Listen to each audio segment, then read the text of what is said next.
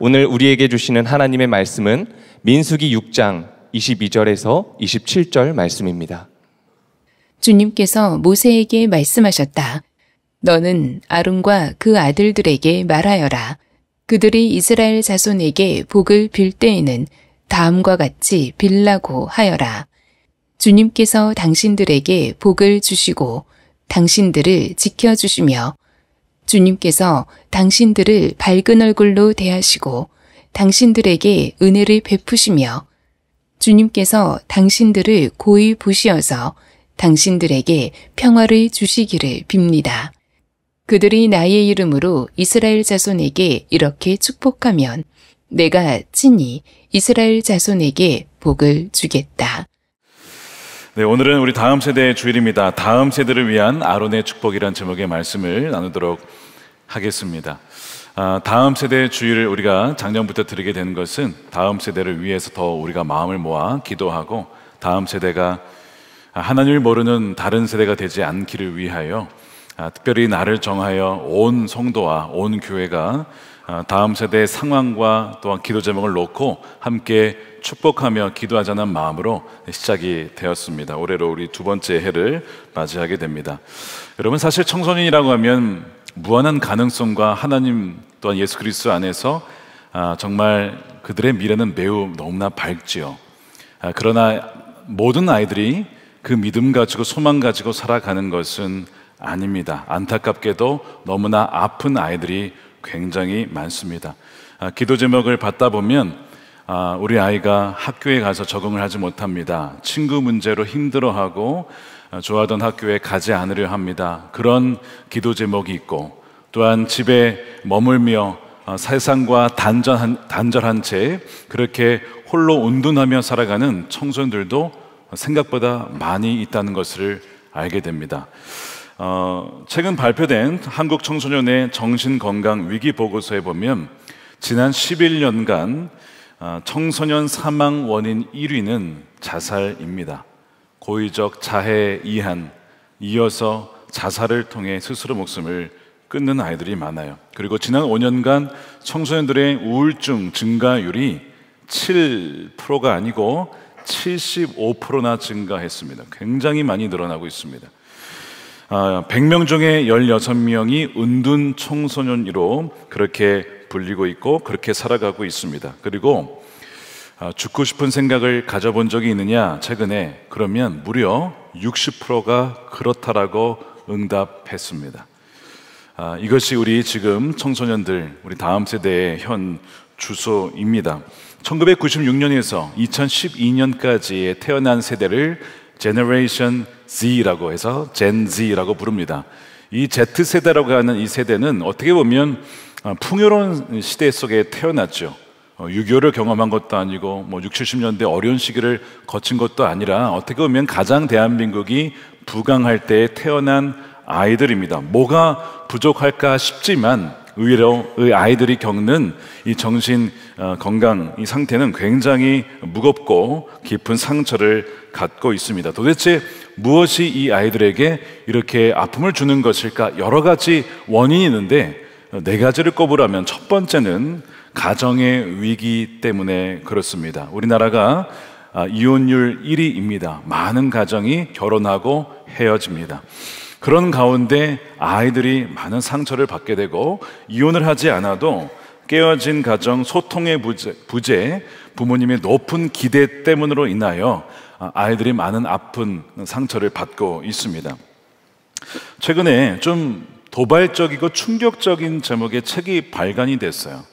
이런 제목입니다. 세상에 나쁜 부모는 없다여야 하는데 이 책의 제목은 세상에 나쁜 부모는 있다라는 제목이었습니다.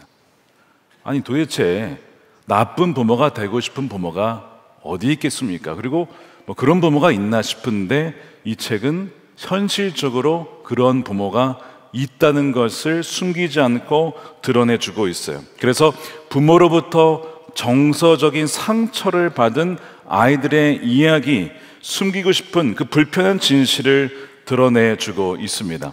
그러면서 사랑이라고 하면 네 가지 요소가 필요한데 바로 보살핌과 책임과 그리고 존중과 이해, 이 네 가지가 사랑의 요소라는 거예요.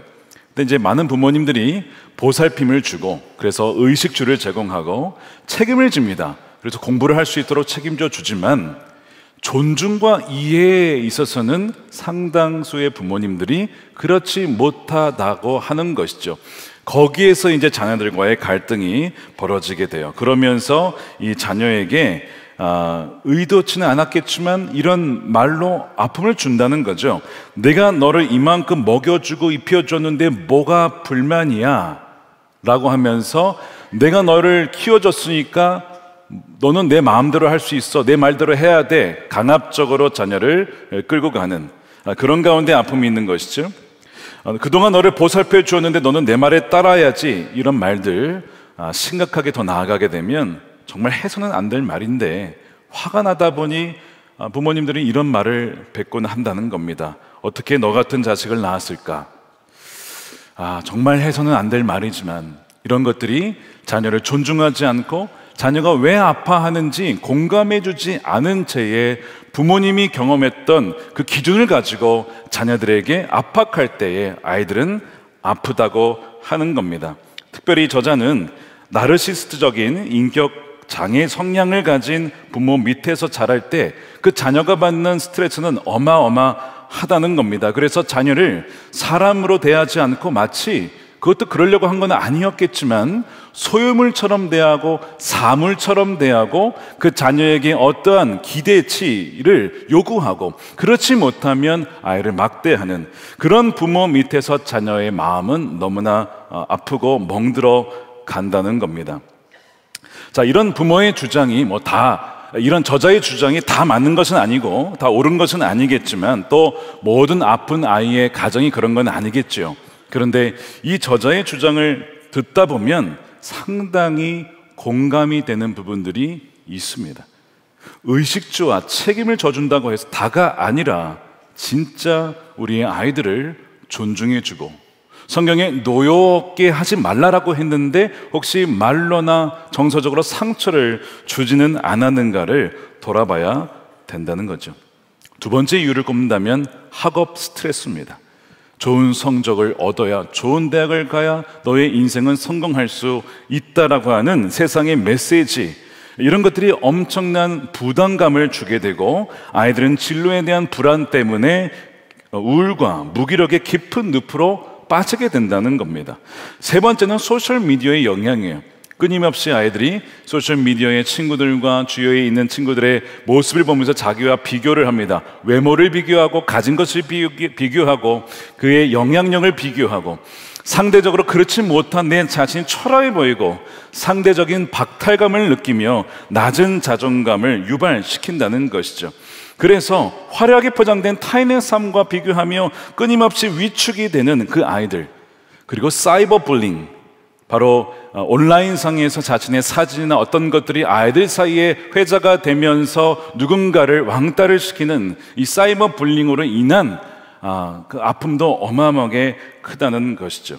이러한 만연한 정서들, 불안한 감들이 이 아이들을 더 아프게 하는데, 한마디로 이 청소년 세대가 겪고 있는 정서적인 이 반응은 불안입니다. 불안 세대라고 불릴 수가 있어요. 이 불안은 근본적으로 두 가지 이유입니다. 하나는 나는 누군가에 대한 정체성이 흔들렸기 때문이고, 또한 나는 안전한 거에 대한 안전에 대한 갈망이 결핍되어서 이 두 가지가 흔들리면서 이 아이들에게 주는 것이 미래에 대한 불안, 자신의 인생에 대한 불안을 그들은 느낀다는 것이죠.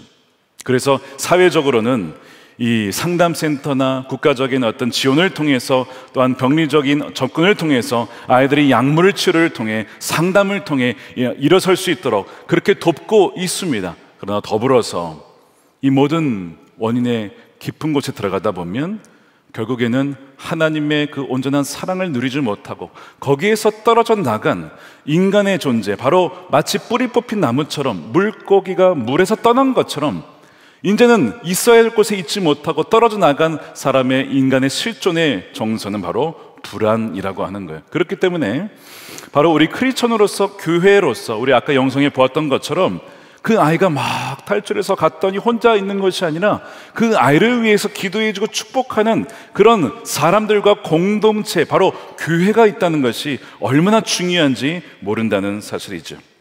오늘 말씀해 보면 이런 영적 갈증과 깊은 불안에 대한 해답이 어디에 있는가, 오늘 말씀의 그 실마리를 보여주고 있습니다. 오늘 이 민수기 6장 말씀은 대제사장 아론의 축복이다라고 불리우는 본문 말씀입니다.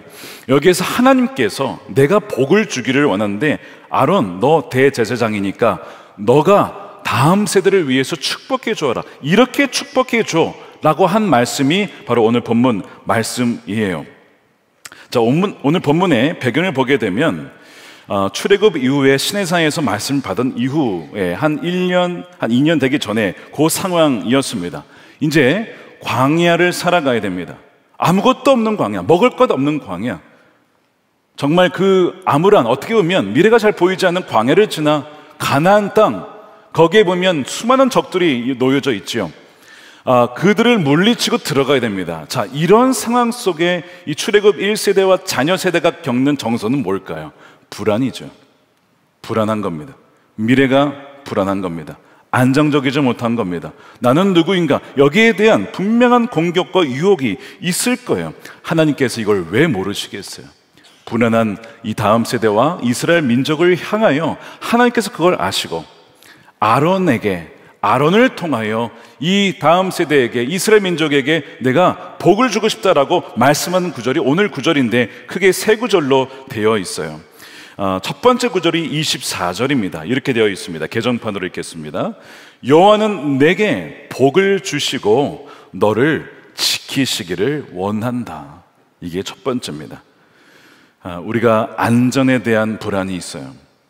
여러분, 사람은 누구나 다 그런 불안을 겪습니다.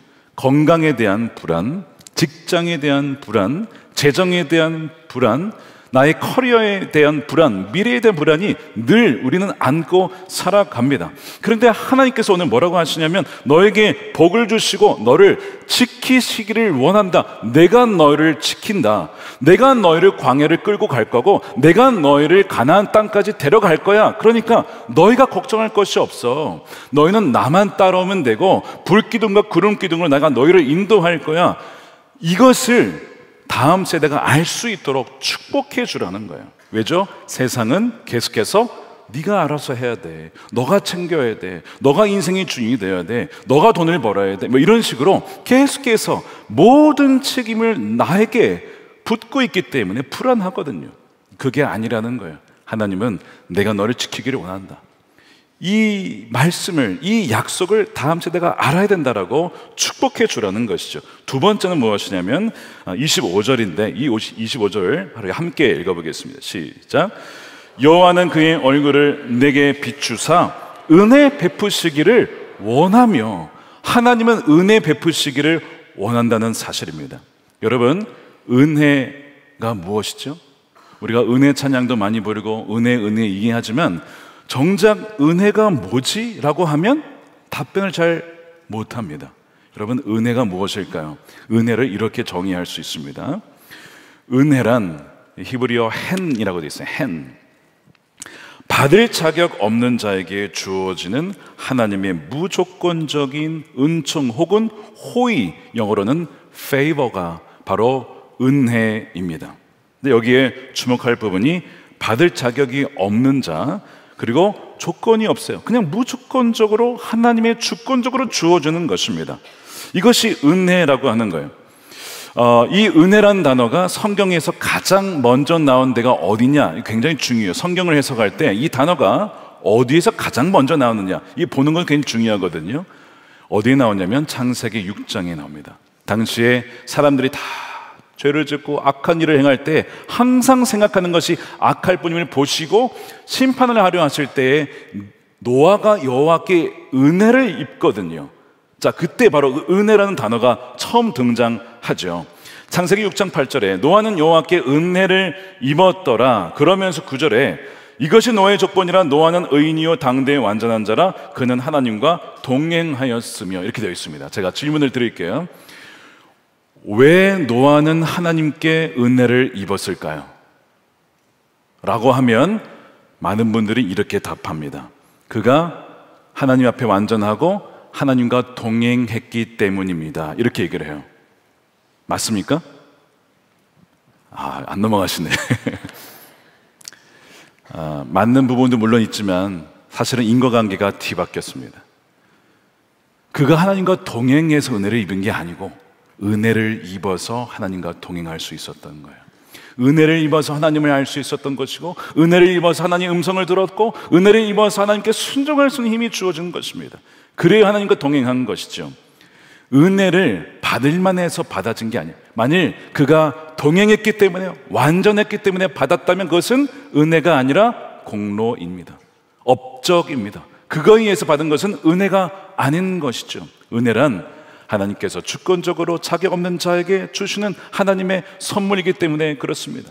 우리가 예수님을 선택했기 때문에 구원받는 게 아니라 주님이 우리를 선택하셨기 때문에 우리가 주님을 알게 되는 것이죠. 이것은 은혜인 것입니다. 하나님의 선물인 거예요. 사무엘하 7장 얼마 전에 다루었습니다. 다윗이 하나님으로부터 약속을 받죠. 다윗 언약이라고 해서 너의 자손 대대로 왕위가 끊어지지 아니할 거야. 바로 예수 그리스도에 대한 약속이었는데, 그럴 때 다윗이 뭐라고 반응했죠? 하나님 볼 줄 아시네요. 사람 볼 줄 아시네요. 고를 만한 사람을 고르셨습니다. 잘 뽑으셨습니다. 라고 다윗이 하던가요? 그렇지 않았어요. 다윗이 뭐라고 하냐면 이렇게 얘기를 하잖아요. 7장 18절입니다. 주 하나님, 제가 누구길래, 저희 집안이 무엇이기에 주님께서 지금까지 인도해 주시고 이런 자리까지 오르게 해 주셨습니까? 이 이야기는 모든 것이 은혜였다는 겁니다. 나는 받을 자격이 없고 여기까지 올 자격이 없는 자, 하나님 말씀에 불순종하고 내 마음대로 살기도 했던 그런 나를 잘 아시면서 어떻게 이런 은혜를 주십니까? 이게 다윗의 기도였거든요. 은혜였다는 겁니다. 이 은혜란 단어가 참 많이 나오는 성경이 있는데 바로 에베소서입니다. 에베소서 2장 1절에 그는 허물과 죄로 죽었던 저와 여러분을 살리셨다는 거예요. 그럼 왜 살리셨냐? 4절에 보니까 긍휼이 풍성하신 하나님께서, 그분의 성품 때문입니다. 우리를 사랑하신 큰 사랑 때문에 5절에 허물로 죽은 우리를 그리스도와 함께 살리셨고 너희는 은혜로 구원을 받은 것이지 우리가 뭔가 대단해서 아니에요. 죄인 되었을 때에 우리를 먼저 사랑하심으로 우리를 건져 주신 것입니다. 누구도 자랑할 수가 없는 거죠. 그 다음에 예수님이 부활하셔서 하늘 보좌에 앉으시면서 왜 거기에 앉으셨는가? 7절에 이어서 얘기를 합니다. 이는 그리스도 예수 안에서 우리에게 자비하심으로 그 은혜의 지극히 풍성함을 오는 여러 세대에 나타내려고, 우리 세대만이 아니라 전 세대만이 아니라 다음 세대, 그 다음에 그 자녀의 자녀에게까지 하나님의 은혜의 풍성함을 전해 주시려고 주님께서 죽으시고 부활하시고 승천하셔서 지금도 우리의 삶을 주관해 주신다는 사실입니다. 바로 이것이 은혜인 거예요. 그런데 여러분, 지금 다음 세대가 거의 듣지 못한 메시지가 바로 이 복음 메시지, 은혜의 메시지입니다. 하나님은 너를 사랑하시고 자비를 베풀고 너에게 은혜 베풀기를 원하신다고 말씀하셨는데 세상은 정반대 메시지를 온갖 미디어를 통해서 쏟아붓고 있어요. 뭐라고 합니까? 공부 잘해야 너 인정받아. 너 예뻐야 사랑받아. 예쁜 짓 해야지. 많은 성취를 해야지 사람들이 너를 인정해줘. 그렇지 않으면 너는 끝나는 거야. 너의 인생은 가치가 없는 거야. 예뻐져야 돼, 멋져야 돼, 힙해야 돼. 이런 식으로 조건을 계속 붙이고 그 조건에 부합하지 못하면 루저라고, 이런 이야기를요 하루 종일 듣는 거예요. 학교에서나 미디어에서나 유튜브에서나 영화에서나 드라마에서나 그렇게 내내 받으니 여러분, 은혜가 은혜 되겠습니까? 믿어지겠습니까? 심지어 그것이 집안에서, 가정에서, 심지어 그것이 교회에서도 그렇게 한다면 우리 아이들이 어떻게 이 복음을 받아들이겠습니까? 참 기가 막히게도 사탄도 말씀을 통해서 아이들에게 접근한다는 사실입니다. 대표적인 예를 보면 욥기 1장에 보면 욥이 등장하는데, 이 욥이 참 인물이 대단한 인물이에요. 온전하고 정직하여 하나님을 경외하며 악에서 떠난 사람입니다. 게다가 아들이 7에 딸이 3, 자녀가 10명이고 재산도 많아서 얼마나 많은지 부자였습니다. 성경은 동방 사람 중에 가장 욥이 훌륭한 자라고 그렇게 1장부터 시작을 해요. 그러니까 하나님도 욥을 칭찬하시거든요. 이거 완전히 그냥 뭐 이런 사람이 어디 있어요, 사실. 뭐 엄친아도 아니고, 그렇죠? 이런 친구가 어디 있냐고 막 칭찬을 하시니까 사탄이 이런 얘기를 합니다. 하나님께 나와서 이렇게 질문을 해요. 1장 9절입니다. 우리말 성경 읽어볼게요. 이에 사탄이 여호와께 대답했습니다. 욥이 아무런 이유 없이 하나님을 경외하겠습니까? 이 이유 없이라는 단어가 아까 말했던 뭐예요? 헨, 은혜에서 온 단어입니다. 헨은 명사고 여기서 이유 없이라는 이 단어는 부사로 쓰인 거죠. 다시 말해 사탄이 헨이라는 그 단어를 바꾸어 가지고 은혜가 은혜되지 못하게, 조건이 있으니까, 잘 하니까, 하나님을 경외하니까, 그래서 하나님의 복 주시니까 하나님을 사랑하는 거 아닙니까? 이유 없이 까닭 없이 하나님을 경외한 자가 어디에 있습니까? 라고 얘기를 합니다. 여러분, 이것이 세상의 논리거든요. 이것이 사탄의 논리예요. 이유 없이, 아무런 조건 없이 그냥 있는 그대로 사랑해 준 데가 어딨냐고.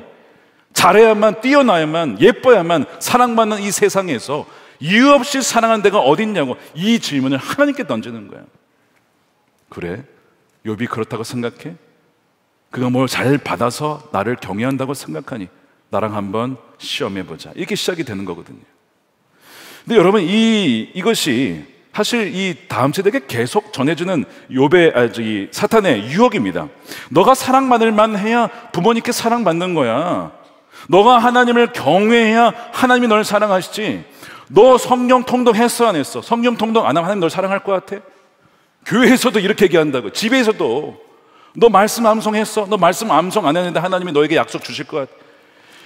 의도는 아니지만 우리도 모르게 은혜를 은혜되지 못하게 사탄의 방식으로 말씀을 가지고 왜곡시킬 때가 얼마나 많은지 모릅니다. 이것은 헨의 왜곡이고 은혜의 변질인 것이죠. 왜요? 은혜에 자꾸 조건을 다니까, 은혜에 자꾸 조건의 꼬리표를 다니까. 너가 이러이러하면 잘 될 거야, 너가 이러이러하면 잘 될 거야. 계속 그렇게 비교하니까 여러분, 의외로 이 은혜의 복음의 메시지는 다음 세대가 듣지 못한 메시지고 잃어버린 메시지고, 들었다 들어도 자꾸 세상의 메시지에 의해서 상쇄되는 메시지가 이 복음과 은혜의 메시지예요. 그래서 하나님 뭐라고 하십니까? 아론을 통해서 이 이스라엘의 다음 세대에게 축복해 주어라. 한두 번 아니고 아침에 일어났을 때, 밥 먹을 때, 돌아올 때, 학교 갈 때, 돌아올 때, 잘 잘 때, 밥 먹을 때 언제든지 자녀들을 축복해 줘라 라고 말씀하시는 거예요. 그것이 25절이잖아요. 여호와는 그의 얼굴을 너에게 비추사 은혜 베푸기를 원한다. 은혜 베푸기를 원한다. 너는 너의 존재 자체로 사랑받는 존재야. 나는 그러한 자야. 나는 그런 하나님이야. 그런 무섭고 율법적이고 화내고 조건을 맞지 않으면 죽여버리고 그런 하나님 아니야. 은혜 베풀기를 원한다. 여러분, 부모 세대로서 우리 자녀들을 주의 말씀으로 축복해 주시기를 바랍니다. 약속의 말씀으로 선포해 주시기를 바랍니다. 그 아이들이 잠들 때나 아침에 일어났을 때나 밥 먹을 때나 어디서나 무엇이든지 말씀을 가지고 축복해 주세요. 돈 드는 것도 아닙니다. 힘든 것도 아니에요. 뭘 아끼려고 아껴두는지, 그렇게 아껴두는지. 여러분, 축복의 메시지는 아낄 필요가 없는 거죠. 얼굴을 내게 비춰주신다는 이 구절을 보면서 좀 생각난 장면이 있었어요. 아, 이게 그런 의미인가 싶은 장면이 생각났어요. 저희 아이가 셋입니다. 막내가 초등학교 6학년 남자이고, 그 다음에 둘째가 고등학교 2학년입니다. 첫째 딸이 이제 대학교에 들어갑니다. 근데 이 아이들이 태어났을 때, 아마 다 자녀들을 길러보신 분들은 아실 거예요. 태어났을 때, 갓난아기 때 늘 하는 일이 뭐냐면 먹고 자고 싸고 놀고, 이거밖에 없어요. 먹고 자고 싸고 놀고 하는 일이 그거밖에 없어요. 근데 잘 때 보면 그렇게 예뻐요. 그러니까 잘 때 이렇게 세근세근 자면 저도 그 아이의 얼굴을 마주보고 이렇게 하고 봅니다. 그냥 보고 있어도 좋은 거죠. 보고 있어도 내 자녀니까 너무 예쁘니까 좋은 거예요. 이 아이가 그저 하는 일이 먹고 자고 싸고 이거밖에 없지만 그냥 그 자체로 이쁜 거예요. 보다 보면 너무나 예뻐서 보다가 기쁨에, 감사함에, 평안함에 저도 얼굴을 마주한 채 잠이 들곤 했습니다. 하나님이 우리를 이렇게 보시는구나. 우리가 특별히 뭐 잘하지 않아도, 뛰어나지 않아도 그저 우리를 보면 기쁘고 사랑스럽고 정말 내 모든 거 다 줘도 아깝지 않고 하나님이 우리를 이렇게 보시는구나. 우리가 그렇게 아이를 키웠는데 아이들이 크면서 조금씩 조건을 달기 시작하죠. 너 숙제하면, 너 공부 잘하면, 너 밥 잘 먹으면. 왜 그렇게 조건을 달면서 그 은혜의 사랑을 자꾸 변질시키려 하는지, 자녀를 사랑해서 하는 말이라고 하는 그 말이 오히려 아이에게 상처가 되는, 그걸 또 모른 채 살아갈 때가 너무나 많다는 거예요. 첫째가 입시생이었어요. 지금 이제 합격을 하고 이제 가을에 대학에 들어가게 되는데 작년 연말 연초에 기대했던 결과가 나오지 않았을 그때였습니다. 아이가 막 드러내지는 않지만 불안해하는 겁니다. 합격하지 못하면 어떡하지? 떨어지면 어떡하지? 아이가 겉으로는 편한 척 했는데 괜찮지 않다는 것을 엄마 아빠가 모를 리가 없습니다. 아이의 표정만 봐도 이 아이가 어떤 상황인지를 알죠. 그때 하나님이 주신 마음이 있어서 그 불안해하는 아이에게 불러다가 얘기를 했어요. 달아, 괜찮아. 괜찮아. 너가 대학에 붙든 대학에 떨어지든 합격을 하든 불합격을 하든 너는 내 사랑하는 내 딸이야. 아빠 딸이고 엄마 딸이야. 불안해하지 마. 괜찮아. 하나님의 사랑도 너가 어떠함에 따라 바뀌는 게 아니야. 너가 그걸 꼭 알았으면 좋겠어 하고 토닥토닥 해주었어요. 그것이 아마 딸에 대한 하나님의 마음이죠. 동시에 우리 모두에 대한 마음 아닙니까? 얼마나 힘겨워하는지, 세상에서 치열한 경쟁 사회에서 살아남고자 오늘 영상에도 나와 있듯이 열심히 살아줘 여보 고마워. 남편들도 얼마나 세상에서 살아남기 위해 그렇게 하는지 몰라요. 근데 그때 하나님께서 얼굴을 비춰주시고 아들아 괜찮다. 괜찮아. 너무 잘하려고 하지 마. 너는 여전히 내 사랑하는 아들이요. 넌 내 사랑하는 딸이라고 그렇게 말씀해 주신다는 것을 알게 됐어요. 여러분 오늘 본문의 이 별명이 아론의 축복이라고 했잖아요. 좀 이상하죠. 모세도 있는데 왜 모세의 축복이라고 하지 않고 아론의 축복이라고 했을까? 여러분 이유가 있습니다. 먼저 대제사장은 아론입니다. 그래서 이 제사장을 통해서 축복을 하시겠다는 뜻이고, 두 번째는 더 깊은 이유가 있습니다. 불과 1년이 되지 않았을 겁니다. 어떤 일이 있었냐면 시내산에 모세가 올라갔을 때 내려오지 않아서 불안해하던 백성들이 아론을 중심으로 한 일이 뭐냐면 금송아지를 만든 거예요. 이것이 너희 하나님이다. 하나님이라고 생각하고 한 게 금송아지를 만들었어요. 이게 무지한 거죠. 그런 우상숭배를 범한 그 중심에 아론이 있었습니다. 사실 이 정도만 되면 세상 같았으면 여러분 잘리는 겁니다. 책임을 지고 물러나야 됩니다. 그렇죠? 대제사장직 놓고 내려놔야 됩니다. 근데 하나님이 용서해 주셨어요. 긍휼히 여겨 주셨어요. 그리고 그 직분을 계속 할 수 있도록 해 주셨습니다. 그리고 시간이 지났어요. 그리고 오늘 말씀하시는 거야. 아론아, 너가 다음 세대를 축복해 줘. 내가 어떤 하나님인지, 은혜를 베풀고 자비를 베푸시고 지키기를 원하고 또한 평강 주기를 원하는 하나님인 것을 너가 축복해 주면 좋겠어 라고 하시는 거죠. 왜 그렇죠? 아론이 그런 은혜를 받았잖아요. 여러분 이 아론이라는 인물은 사실은 궁극적으로 예수님을 가리킵니다. 우리의 영원한 대제사장, 히브리서에 나오죠. 그 예수님으로 말미암아, 그래서 예수님의 이름으로 축복할 때에 하나님의 은혜와 평강이, 보호하심이 이미 주 예수님의 안에서 부어지게 된다는 것입니다. 사랑하는 여러분, 그러므로 주 예수님의 이름으로 우리 자녀들을 축복하시길 바랍니다. 여러분들이 누구예요? 여러분들이 아론입니다. 여러분들이 가정의 제사장으로서, 아론으로서 축복권을 받고 자녀들에게 안수하여 예수님의 이름으로 축복할 때에 그 예수님께서 또한 말씀을 통해 약속하신 이 은혜와 평강의 보호하심의 이 복이 여러분들의 그 믿음의 기도를 통하여 자녀들에게 흘러가게 될 줄로 믿습니다. 그러므로 우리 아이들은 더 이상 불안 세대가 아니고 평안의 세대고 저주받는 세대가 아니라 축복의 세대가 되는 줄로 믿습니다. Talking to Children이라는 책에 보면 이 저자 릴리 조가 가수이면서 작가인데 어느 날 콘서트를 한 이후에 한 여자아이가 안 가고 서 있는 겁니다. 근데 더운 날씨에도 불구하고 소매가 긴 소매를 하고 있었어요. 그러면서 손에 뭔가 반짝거리는 걸 들고 있었는데 이 릴리 조에게 내미면서 주는 것이 보였더니 면도칼이에요. 날카로운 칼을 들고 그걸 내미는 겁니다. 더 이상 저에게 이것이 필요 없습니다. 봤더니 자해를 하고 있었어요. 자해를 했기 때문에 이 자해한 이 팔을 가리고자 긴 소매를 입고 있었던 겁니다. 여러분, 자해하는 아이들이 있어요. 손과 허벅지와 발에 자해를 해서 평생 그걸 가리고자 긴 소매를 입습니다. 근데 더 이상 이게 필요 없다는 거예요. 왜 그런가 봤더니 그 노래 중에 이런 노래가 있었어요. 가사가 이렇게 돼 있습니다. 당신은 모든 면에서 아름답다는 것을 알아야 해요. 당신은 존귀한 사람입니다.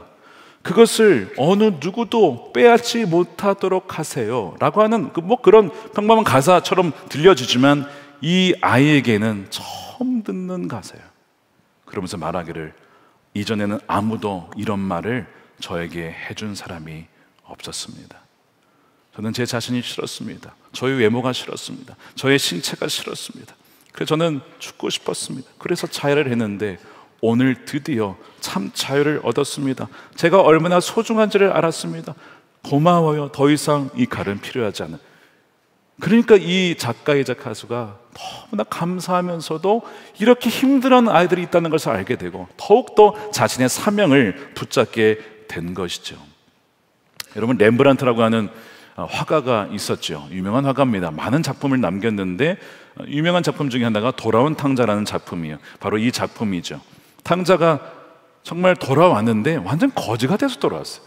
아버지 유산 다 탕진하고 다 흥정망쳐 날려버리고 아버지의 명예 다 그렇게 먹칠을 하고 신발을 벗어요. 왼발은 그냥 맨발이고 신발은 그냥 너덜너덜하고 옷도 완전 거지 옷에다가 머리는 왜 또 삭발을 했는지. 여러분, 삭발했다는 것은 죄인이란 뜻이거든요. 그거를 보여주는 이미지입니다. 그거를 바라보는 여러분 사진 오른쪽에 보시면 형이 아버지랑 모습은 비슷한데 위에서 아래를 룩다운 내려다보면서 굉장히 정죄하는 표정과 무표정한 모습으로 바라보고 있어요. 여러분, 이것이 어떻게 보면 세상의 소리고 세상의 눈빛입니다. 저런 무능한 놈, 저런 놈을 왜 아들로 받아주지? 이해가 되질 않네. 여러분, 이것이 세상의 눈빛이요 소리죠. 근데 아버지는 어떻게 합니까? 아버지는 그 거저와 같은 아들을 쫙 품어주시죠. 먼저 달려가서 목을 안고 울며 안아주십니다. 그리고 두 손으로 그 어깨에 손을 얹어주셨어요. 그의 얼굴은 아들을 향해 있어요. 차마 아들은 아버지 볼 수도 없습니다.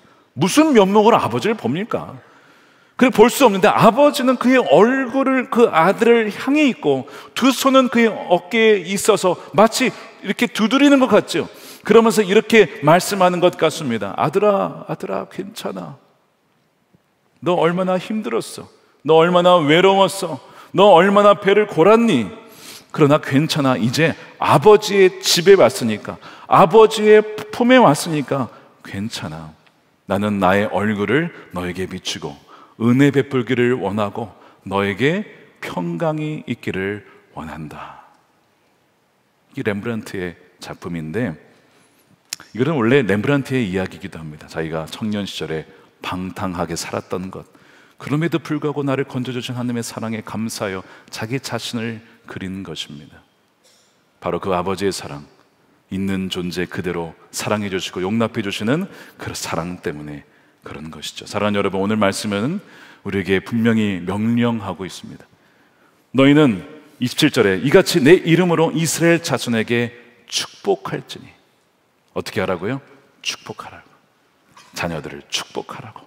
주님의 이름으로 축복하라고. 그러면 어떻게 합니까? 내가 그들에게 복을 주리라.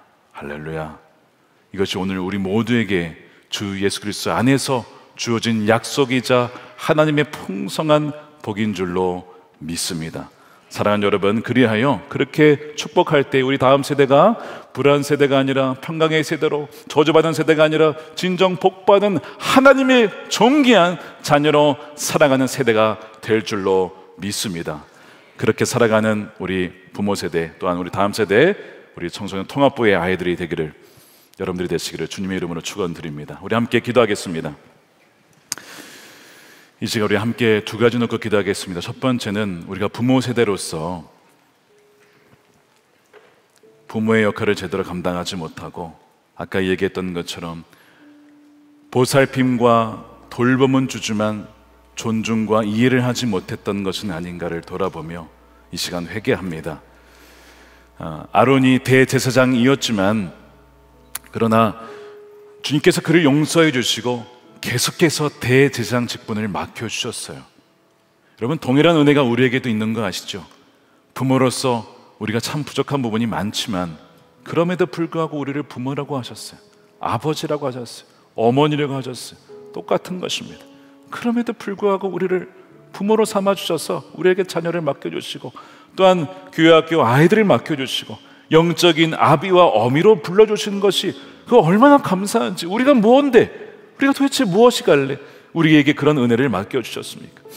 주님, 우리가 이 시간 회개하며 정말 주님의 마음을 닮은 그런 부모로서, 교사로서 우리 아이들을 양육하기를 원합니다. 우리 그것을 위해서 간구했으면 좋겠고요. 두 번째는 우리 다음 세대를 축복하며 기도합시다.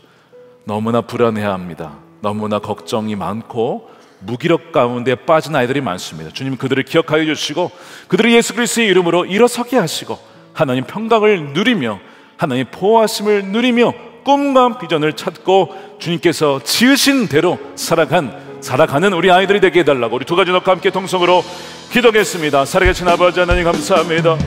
부족한 우리임에도 불구하고 우리에게 은혜를 베푸신 하나님의 은혜 감사합니다. 부모의 자격조차 없는 우리이지만 아론을 용서하시고 대제사장 직분을 맡겨주신 것처럼 우리에게도 그 은혜를 맡겨주셨습니다. 그 은혜를 직분을 맡겨주셨습니다. 은혜를 모아주셨습니다. 살아계신 아버지 하나님, 우리 모두가 은혜를 누린 자로서 주님 앞에 나아갑니다. 할렐루야. 주님의 은혜를 찬양합니다. 주님의 사랑에 감사드립니다. 하나님 아버지, 우리가 무엇이 가운데 우리에게 귀한 영혼을 맡기시니 주님, 우리가 은혜를 베풀어 주신 하나님의 찬양을 드리오니 하나님 마음이 아픈 자로 세워지게 하여 주시고, 다음 세대가 불안 세대가 아니라 축복의 세대로, 평강의 세대로, 부흥의 세대로 세워지게 하여 주시옵소서. 살아계신 아버지 하나님, 감사합니다. 우리가 아론과 같이 가정의 제사장임에도 불구하고 우리 자녀들을 사랑과 은혜로 기르지 못했음을 이 시간 용서하여 주옵소서. 하나님의 사랑을 받았음에도 불구하고 이런저런 조건을 달며 때로는 말로 그들의 마음 가운데 못질을 하며 상처를 주며 폭언을 입삼으며 분노를 표출하며 우리 연약한 아이들의 마음 가운데 큰 상처를 주었던 것을 주님, 이 시간 고백하오니 주님, 우리를 십자가의 보혈로 덮어 주옵소서. 무지하여 그런 것임을 주여 알고 용서하여 주옵소서. 대제사장 아론, 그런 금송아지를 숭배한 큰 죄에도 불구하고 그를 용서하시고 여전히 대제사장 삼아주셔서 다음 세대를 축복하는 그 축복의 말을 너를 통해서 하리라 하고 말씀하신 것처럼 주님, 예수 그리스도 안에 우리가 가정의 제사장으로서 우리 다음 세대의 자녀들을 축복하며 우리의 입술로, 언어로 그들을 위하여 기도하며 그들을 세워주며 일으켜줄 수 있는 생명을 살리는 언어를 사용하는 우리 부모 세대가 다 되게 하여 주시옵소서. 우리 다음 세대 너무나 불안해하며 걱정 가운데 있지만 불안 세대가 아니라 하나님의 평강이 임한 샬롬 평강의 세대로, 부흥의 세대로, 하나님 또한 하나님의 영광이 임하는 영광의 세대로 주여 쓰임받게 하여 주시고 세워 주시옵소서. 어둠 속에 있는 또한 운둔형 많은 청소년 아이들을 주님께서 찾아가 주시고 저들의 가정 가운데, 저들의 심령 가운데 찾아가 주셔서 저들의 주인 삼아 주시고 저의 구세주가 되어 주시고 어두운 동굴에서 함께 나와 예배하며 찬양하며 주님을 알아가는 귀한 은혜를 사랑하는 우리 아이들에게 넘치도록 부어 주시옵소서. 주님, 이 시간 11조로 감사헌금으로 성경금으로 구별하여 올려드립니다. 쓰이는 곳곳마다 생명이 살아나고 다음 세대가 일어나는 데에 쓰이게 하여 주시옵소서. 이 나라 민족이 하나 되어 하나님을 경외하는 이 나라가 되기를 원합니다. 하나님을 사랑하는 지도자가 세워지게 하여 주시고, 남과 북이 복음으로 하나 되어 하나님 북한의 억눌린 자들이 풀어지게 하여 주옵소서. 김국기, 김정은 목사님, 최춘리 선교사님, 장문석 집사님, 사랑하는 주의 백성들을 속히 해방시켜 주시옵소서. 땅끝까지 복음의 장벽이 다 무너지고 주님이 다시 오시는 날, 참 잘했다, 참 잘했다, 착하고 충성스러운 나의 종이었다라고 주님께서 그렇게 안아주시는 그 은혜를 우리 모두가 누리게 하여 주시옵소서. 감사하며 예수님의 이름으로 기도드립니다. 아멘. 우리 준비하신 예물 드리며 우리 함께 찬양할 때, 오늘 찬양은 우리 민수기 6장 말씀을 가지고 지어진 찬양입니다. 우리 아이들 나왔는데 우리 손을 뻗고 다 같이 일어나셔서 손을 뻗고 우리 아이들을 축복하는 마음으로 우리 찬양했으면 좋겠습니다.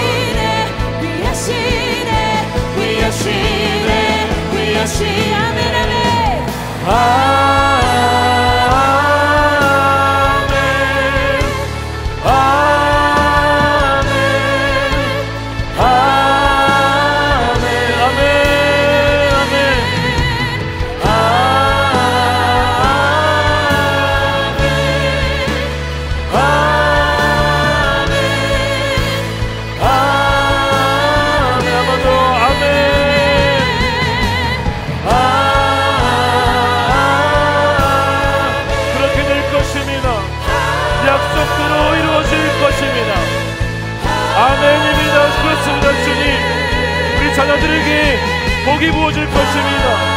말씀대로 이루어질 것입니다.